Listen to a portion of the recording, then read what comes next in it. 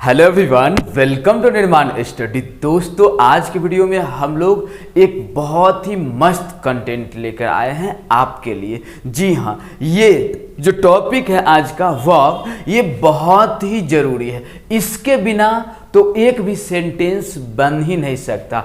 कुछ भी यदि आप बोलते हैं, कुछ भी आप लिखते हैं, तो ये सब कुछ इसी पे डिपेंड है, वर्ब पे डिपेंड है। अगर ये है उस सेंटेंस में तो उसका कोई मतलब है, ये नहीं है तो उसका कोई मतलब ही नहीं है। अरे रह गया बात सेंटेंस का तो छोड़िए, पूरे इंग्लिश में, पूरे ग्रामर में बिना वर्ब के अधूरा है, सब कुछ अधूरा। इसलिए आज का टॉपिक आप लोग को जानना बेहद बेहद बेहद जरूरी है। ये टॉपिक का कंसेप्ट क्लियर हो गया तो पूरे इंग्लिश में आप झंडा गाड़ दोगे, है ना। तो इसलिए आज हम लोग जो पढ़ेंगे बिल्कुल कंसेप्ट के अकॉर्डिंग पढ़ेंगे, कोई रट्टाफिकेशन नहीं।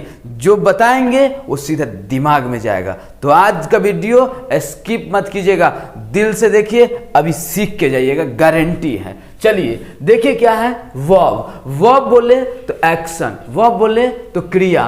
कोई भी काम यदि आप करते हैं या कोई भी काम हो जाता है, वो सारा का सारा वर्ब है, वो सारा का सारा एक्शन है, वो सारा का सारा क्रिया है। जैसे हम एक सेंटेंस लिखते हैं पहले, है ना, ये डिफिनेशन वगैरह फॉर्मेलिटी होता है। फॉर्मेलिटी पूरा कम करना है, काम पे ध्यान देना है। काम मेन होता है, काम, है ना, क्योंकि इस दुनिया में काम का वैल्यू है, नाम का वैल्यू नहीं। जैसे हम लिखे लता इज अ गर्ल, एक लिखे लता गोज टू दिल्ली। बताइए, दो सेंटेंस, एक लता इज अ गर्ल और दूसरा है लता गोज टू दिल्ली। बताइए इसमें एक्शन क्या है, वर्ब कौन सा है? यस, देखिए अगर हम लोग बात करें लता, तो लता एक नाउन है। और याद रखिएगा, नाउन जो है किसी सेंटेंस का या तो सब्जेक्ट बनता है या ऑब्जेक्ट बनता है। क्लियर ना।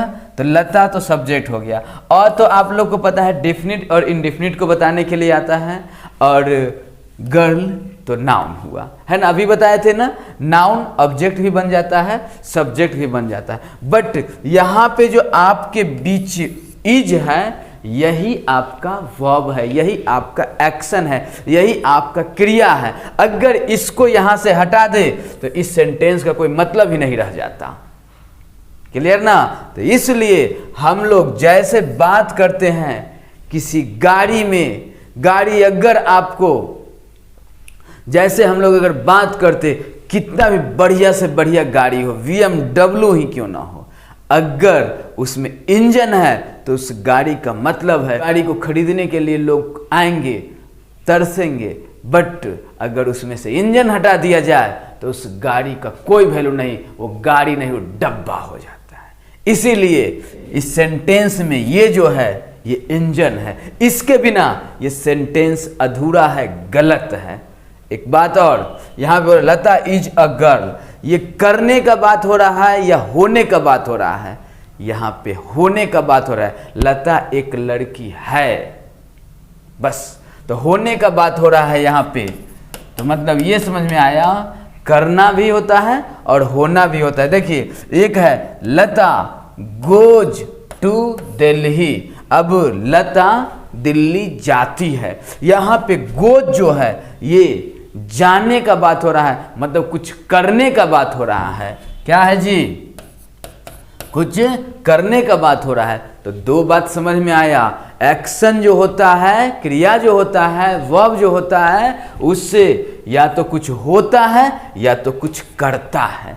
ये दोनों का दोनों वर्ब होता है।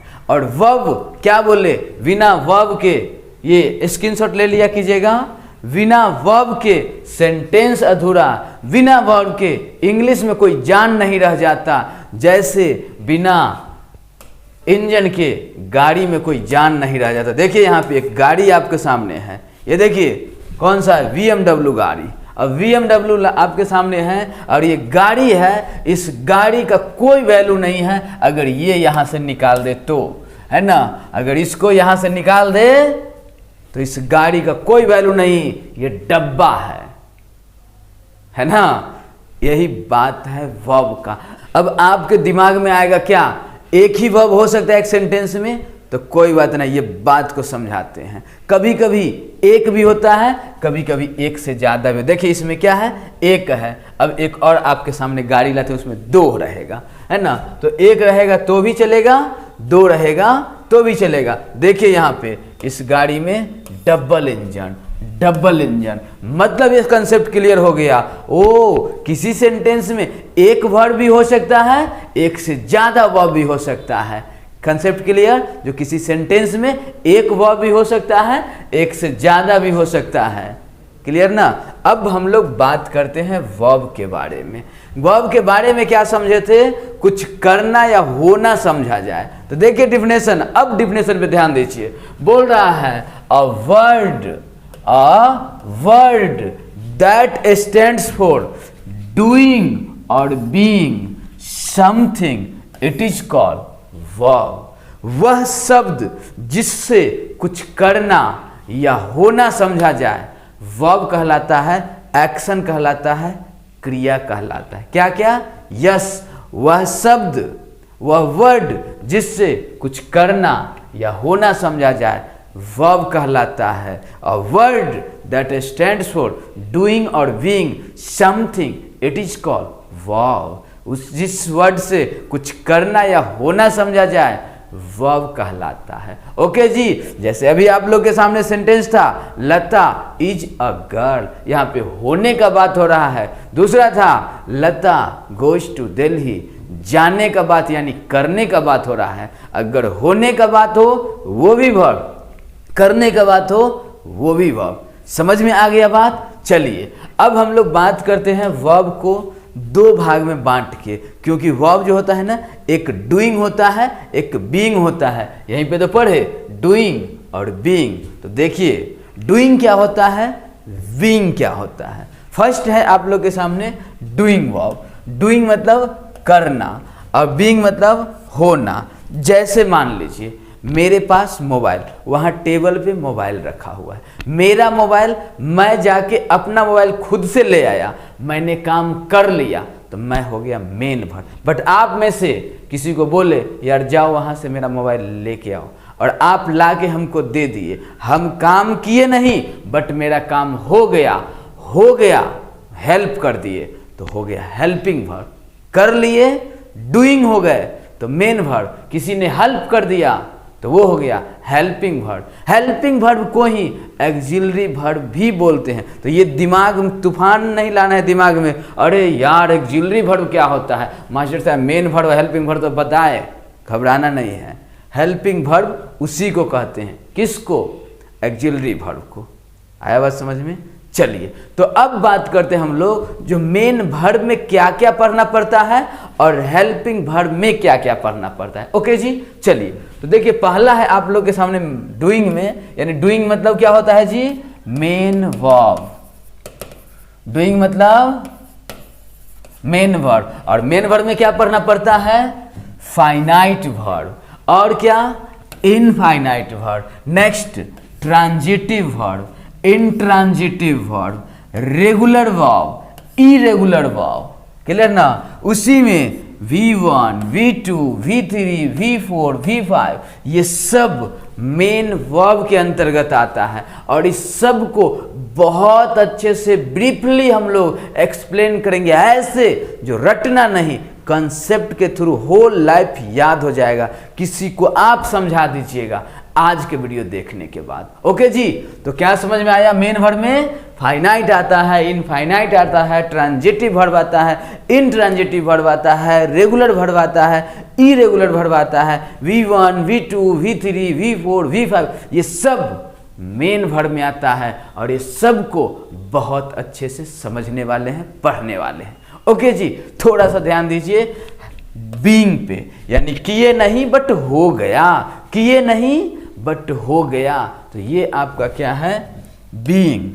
और बीइंग को क्या कहते हैं, हेल्पिंग वर्ब। किसी ने आपको हेल्प कर दिया तो हेल्पिंग वर्ब। मतलब क्या होता है, बीइंग। इसमें क्या आता है पता है, इसमें आता है प्रिंसिपल वर्ब, इसमें आता है मॉडल वर्ब, इसमें आता है सेमी मॉडल वर्ब। बट अगर सिंपली बात करें जो यार पूरे हेल्पिंग वर्ब का संख्या कितना है, इस दुनिया में कितने हेल्पिंग वर्ब हैं, इस दुनिया में कितने ऑक्सिलरी वर्ब हैं, तो एकदम सिंपल सा बात है, याद रखिएगा 24। कितना जी, 24 हेल्पिंग वर्ब है, 24 ऑक्सिलरी वर्ब है। तो इस दुनिया में पूरे हेल्पिंग वर्ब, पूरे ऑक्सिलरी वर्ब का संख्या अगर कोई आज के बाद पूछे तो याद रखिएगा 24, 24। अगर आपको लग रहा होगा जो भूल जाएंगे ये बात, तो याद रखिए एक दिन में कितने आवर होते हैं जी, 24 आवर, और 24 आवर तो 24 नौकर,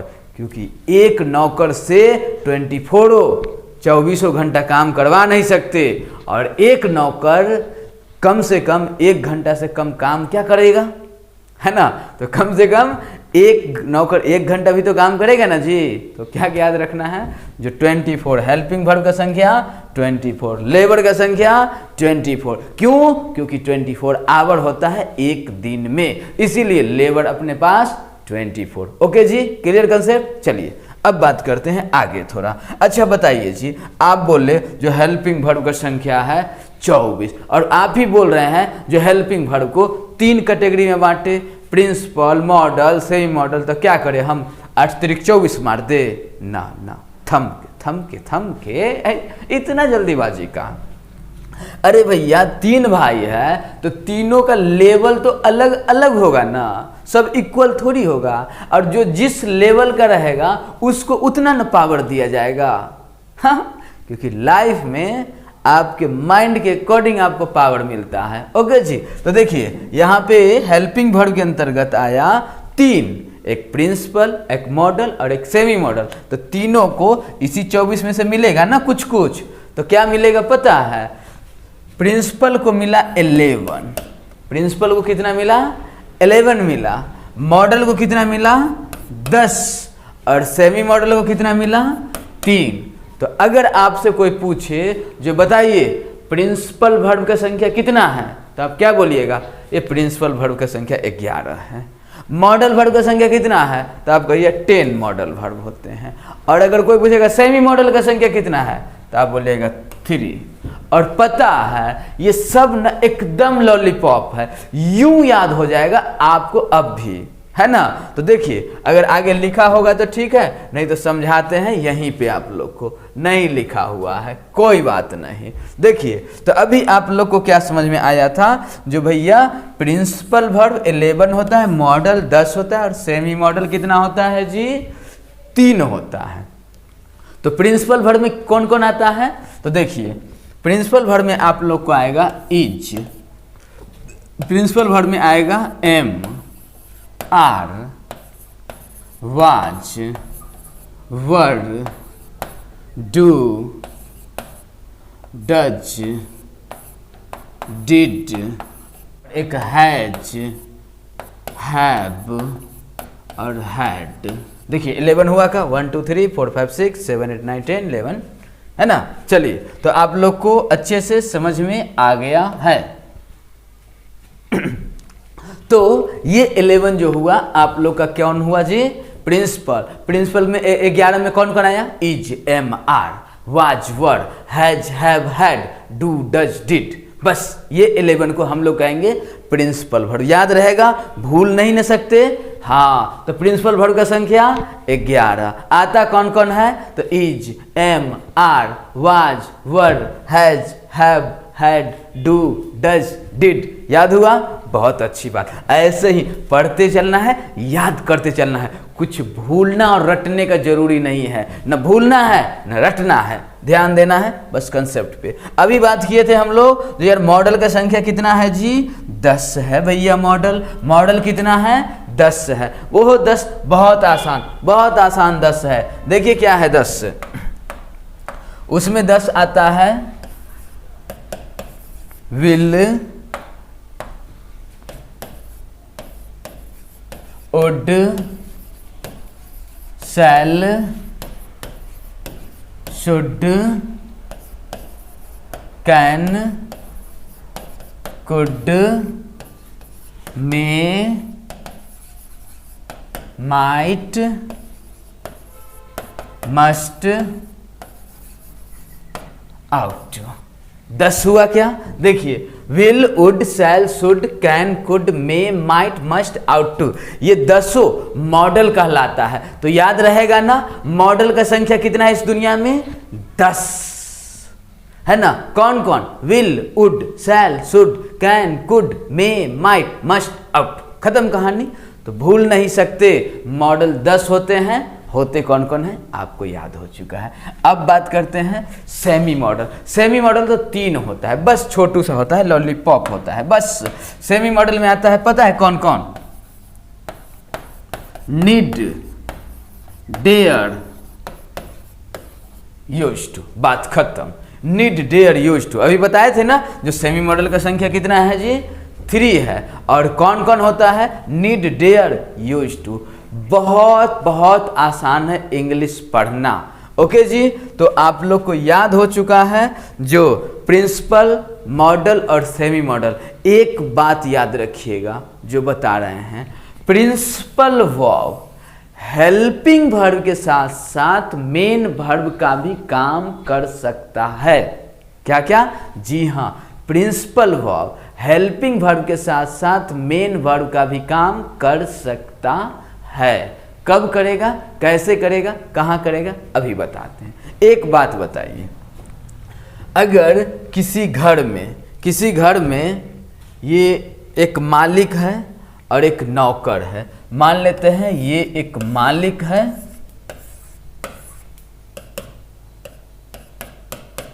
और एक छोटू नौकर है। मालिक मेन वर्ब, छोटू helping verb. Main verb, helping verb. अब बताइए इस घर में किसका चलेगा? पावर, एबिलिटी, कैपेसिटी किसका चलेगा? मालिक का कि नौकर का? बताइए। ये बोले मेन वर्ब और ये बोले हेल्पिंग वर्ब, चलेगा किसका? मालिक का चलेगा। लेकिन अगर मौसम खराब हो जाए और मालिक के पास चले जाए, इस सेंटेंस में कोई मालिक ही ना हो, अब बताइए ये सेंटेंस में अगर केवल नौकर हो तो इस घर का मालिक कौन होगा? आप ही लोग बताइए।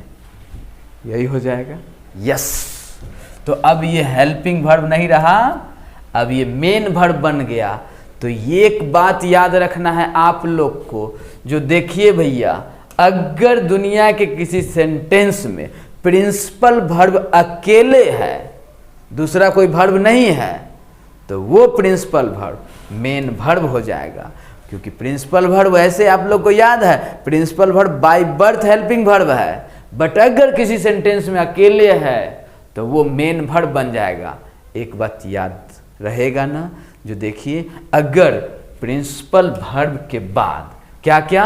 प्रिंसिपल वर्ब के बाद अगर आपको प्रिंसिपल वर्ब के बाद कोई नाउन या अदर वर्ड है तो ये प्रिंसिपल वर्ब मेन वर्ब होगा। और यदि प्रिंसिपल वर्ब के बाद कोई मेन वर्ब है तो ये प्रिंसिपल वर्ब हेल्पिंग वर्ब होगा। क्या क्या क्या? यस। अगर प्रिंसिपल वर्ब के बाद नाउन या अदर वर्ड है तो ये प्रिंसिपल वर्ब मेन वर्ब कहलाएगा। और यदि प्रिंसिपल वर्ब के बाद मेन वर्ब है तो ये प्रिंसिपल वर्ब हेल्पिंग वर्ब कहलाएगा। मतलब अकेले है तो मेन वर्ब, किसी के साथ है तो हेल्पिंग वर्ब। उम्मीद है बात समझ में आ गया होगा। चलिए बात करते हैं मॉडल के बारे में। मॉडल तो और आसान है। मॉडल जब भी आएगा दुनिया के किसी सेंटेंस में, उसके साथ भी1 आएगा ही आएगा, अकेले मॉडल आ नहीं सकता। कभी मॉडल को देखें आप लोग, आगे पीछे लोग रहते ही होंगे, अकेले मॉडल कहीं जा नहीं सकता। इसलिए याद रहेगा आपको, जो दुनिया के किसी सेंटेंस में अगर आपको मॉडल दिख जाए, यानी will, would, shall, should, can, could, may, might, must, ought to अगर दिखेगा तो उसके बाद भी1 चाहिए। विदाउट भी1 मॉडल रॉन्ग हो जाएगा, वो सेंटेंस रॉन्ग हो जाएगा। याद रहेगा? चलिए बहुत अच्छी बात, ऐसे ही याद रखना है। ओके जी, चलिए थोड़ा सा हम लोग बात करते हैं मेन वर्ब के बारे में। मेन वर्ब में हम लोग को पढ़ना पड़ता है सबसे पहले एक हो जाता है फाइनाइट वर्ब और इनफाइनाइट वर्ब। क्या क्या? फाइनाइट वर्ब और इनफाइनाइट वर्ब। देखिए, अगर आप लोग के सेंटेंस में जो वर्ब आता है वो सब्जेक्ट के नज़दीक हो तो उस वर्ब को फाइनाइट वर्ब कहते हैं, और अगर आपके सेंटेंस में जो वर्ब आता है वो सेंटेंस में सब्जेक्ट से दूर हो तो इनफाइनाइट वर्ब कहते हैं। क्या क्या? यस, नज़दीक है तो फाइनाइट वर्ब, दूर है इनफाइनाइट वर्ब। देखिए ना जरा, आप लोग के सामने फाइनाइट और इनफाइनाइट वर्ब आ गया। फाइनाइट वर्ब नियर को रिप्रेजेंट करता है। किसको रिप्रेजेंट करता है जी?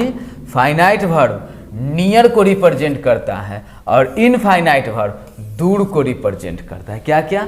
फाइनाइट वर्ब नियर को दिखाता है, इनफाइनाइट वर्ब दूर को दिखाता है। क्लियर? जैसे मान लीजिए कोई आप में से कोई जो है रोज के रोज घर से आते हैं, मम्मी पापा के साथ रहते हैं, रोज क्लास करने के लिए घर से आते हैं, फिर क्लास करने के बाद रोज घर चले जाते हैं। मतलब आप सब्जेक्ट के यानी आप अपने मालिक के पास हैं, मतलब आप फाइनाइट वर्ब हैं। लेकिन यदि आप में से कोई स्टूडेंट जो यहीं रूम लेके रह के पढ़ता हो, क्या? रूम लेके रह के पढ़ता हो, है ना, वो रूम पर से क्लास आता होगा, क्लास से रूम पे जाता होगा, वो अपने मालिक से, वो अपने गार्जियन से दूर है, वो क्या कहलाता है?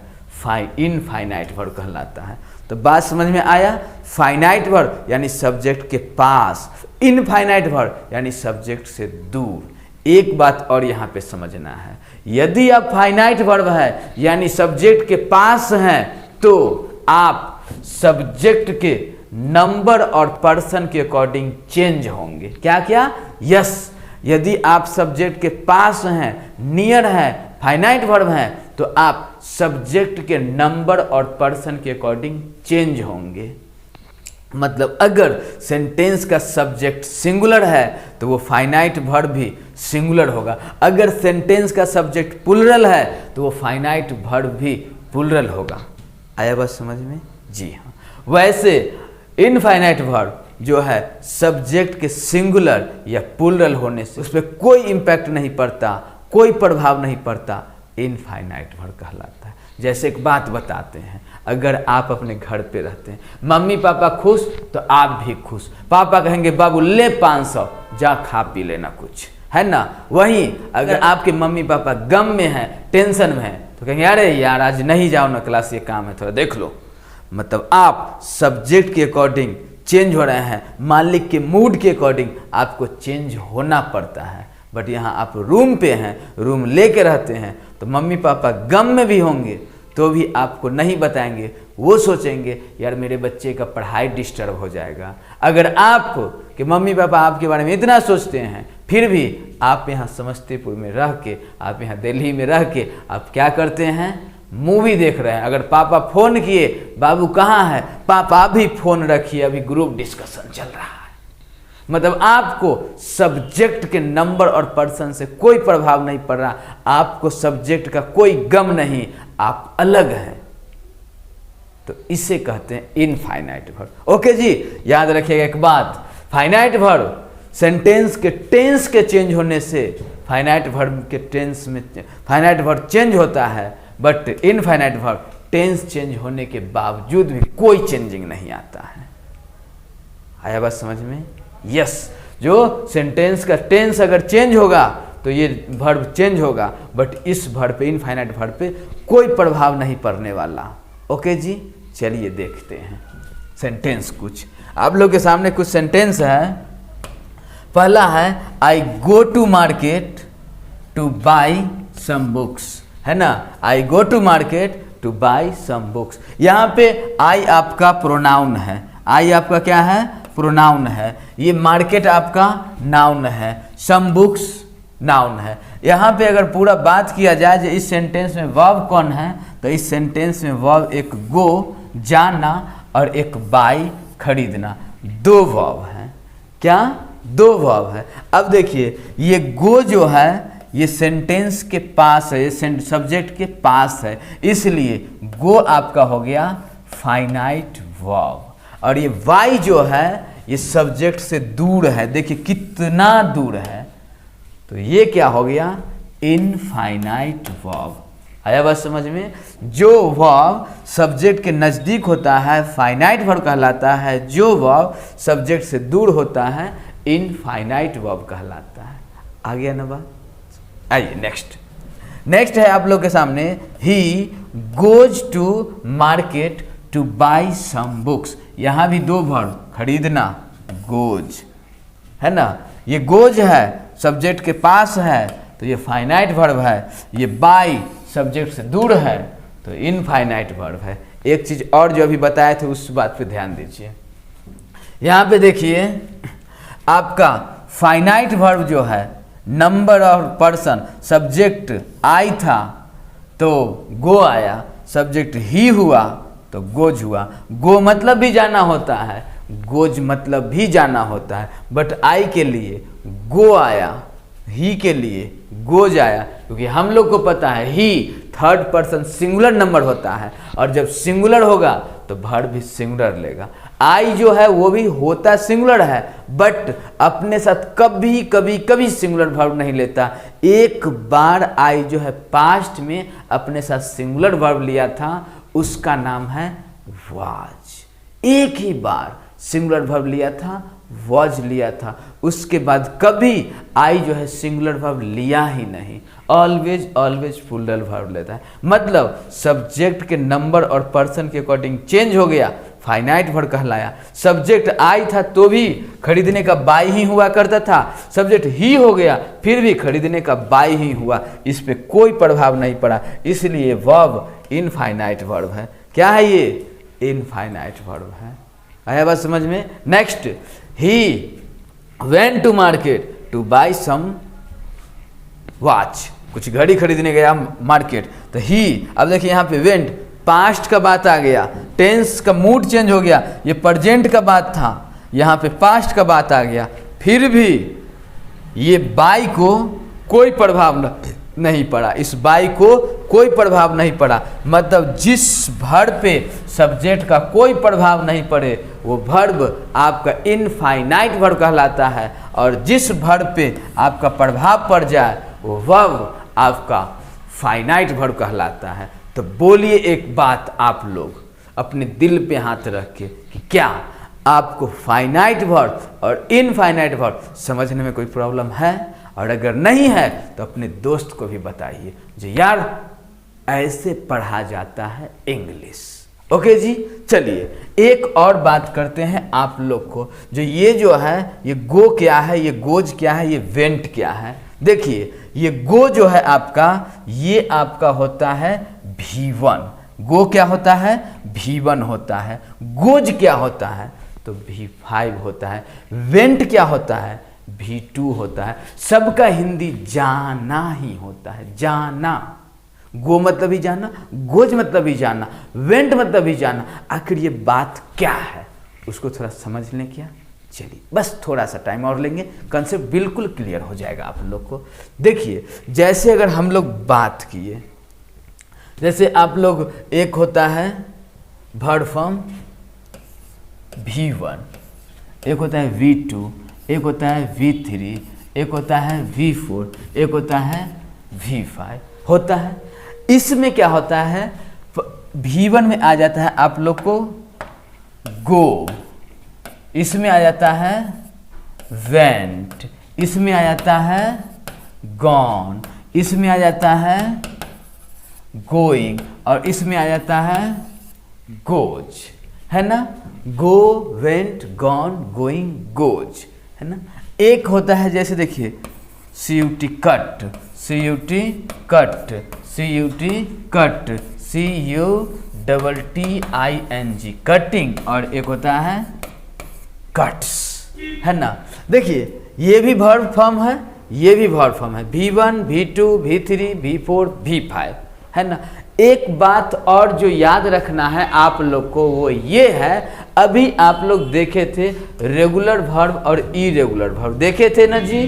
जैसे यहाँ पे था रेगुलर वर्ब और इरेगुलर वर्ब। देखिए ये रेगुलर वर्ब है और इरेगुलर वर्ब है। रेगुलर वर्ब किसे कहते हैं, इरेगुलर वर्ब किसे कहते हैं, इसी से कंपेयर करके आज आप लोग को सिखा देते हैं रेगुलर वर्ब क्या होता है, इरेगुलर वर्ब क्या होता है।